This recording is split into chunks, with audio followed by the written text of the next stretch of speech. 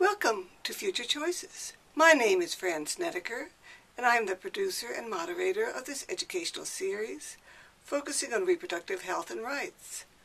Most of today's show was filmed at a CARE conference in Washington, D.C.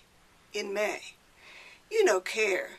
They're the leading humanitarian organization who you expect to see on the scene, bringing needed supplies to survivors of natural disasters and conflict in Africa, Asia, Latin America, and the Caribbean.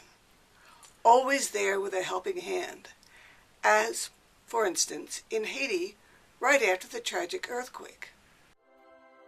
Haitians line up outside the University Hospital in Port-au-Prince as representatives of CARE USA, based in Atlanta, arrive with relief supplies. Many hundreds of people here in need of urgent care, and CARE is planning to use this as one of the distribution sites.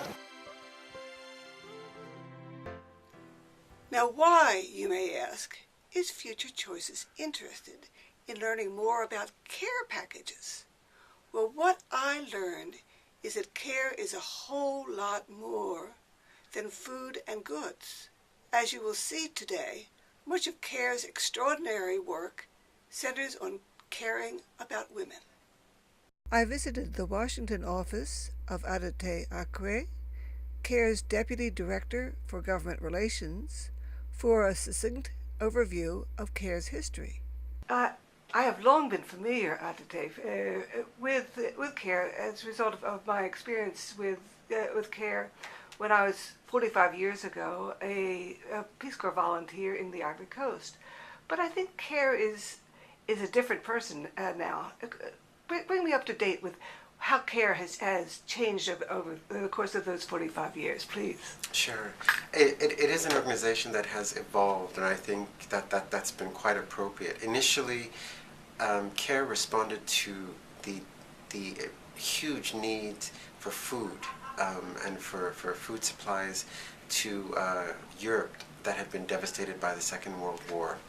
And this was matched by an overabundance of American production, and there was a surplus that was basically going to be going to waste.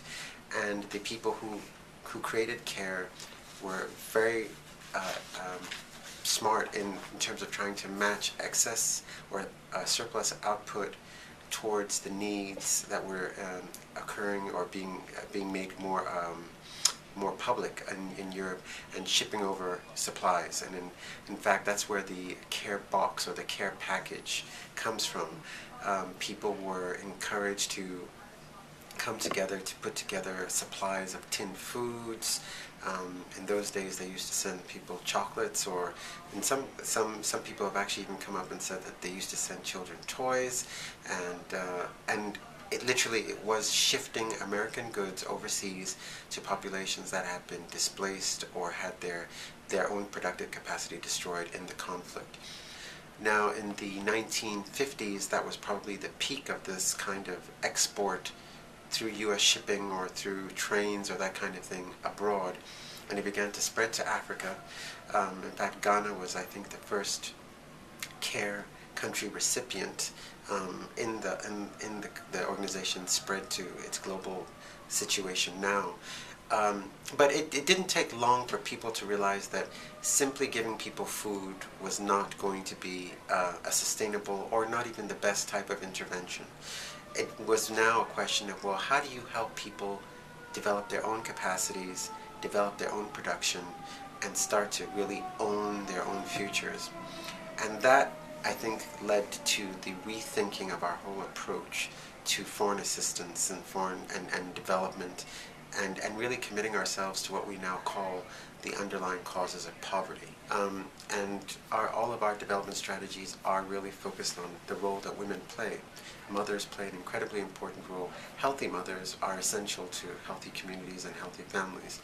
And if we can make a successful intervention here, we can begin to address education. We can begin to address leadership in the villages. We've shown that we can have success on microfinance savings, because awareness and health basically tend to basically allow women to become the leaders and they've shown a much stronger history of success in bringing their communities up with them.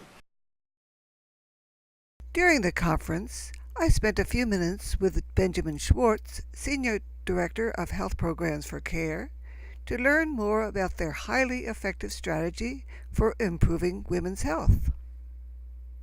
CARE's approach to reducing maternal deaths is to strengthen health systems to provide accessible and high-quality care, to empower women in communities so that they can overcome the barriers that exist to receiving that care, and then working with advocacy at the local, the national, and the global level in order to sustain and scale up results.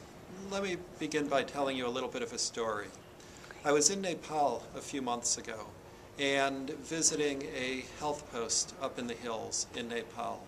And from that health post, we walked down a steep hill about 100 yards to where there was a house and a family. The woman there was 26 years old. She's been pregnant 8 times and has 7 living children. Her youngest infant was born 1 month ago, and after the birth, the woman had postpartum bleeding. And she bled for days and days before finally being able to seek health care and fortunately survived that. I think this is significant for me because it illustrates something very, very important about maternal health. And that is, it's not all about the healthcare system. It's not all about access. This woman was not far away from the health post. All she had to do was walk up the hill for 10 minutes, and the care that she needed was there. But there were other barriers that limited her ability to take advantage of that care. I don't know all the barriers. I don't know about the social barriers, the relationship with her husband, the knowledge that she had about the danger of bleeding, whether she needed to get permission from other family members in order to seek care. I don't know about their financial situation and whether there were financial barriers or other reasons why she didn't seek care. But what makes our program, I think, so unique as well as so effective is that we work not only to strengthen the provision of care, the supply side, but we also work to overcome other barriers and to improve demand for care. So in Bangladesh, we worked with people from the community, with midwives, with teachers, religious leaders, business leaders, to form what was called a community support system.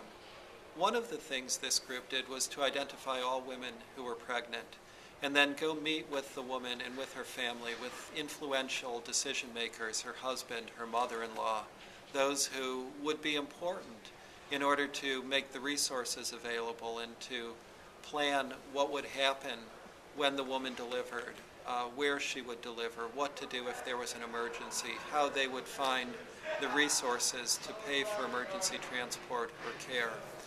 The community support system also collected small amounts of money so that they could actually give money or lend money to families who needed it to pay for emergency care. They assured that women took healthy behaviors during pregnancy in terms of taking iron and folic acid tablets, eating well, reducing the amount of work they were doing in the household. And they also monitored women throughout their pregnancies to make sure that everything was going well, and after the baby was born, to provide support during the postnatal period.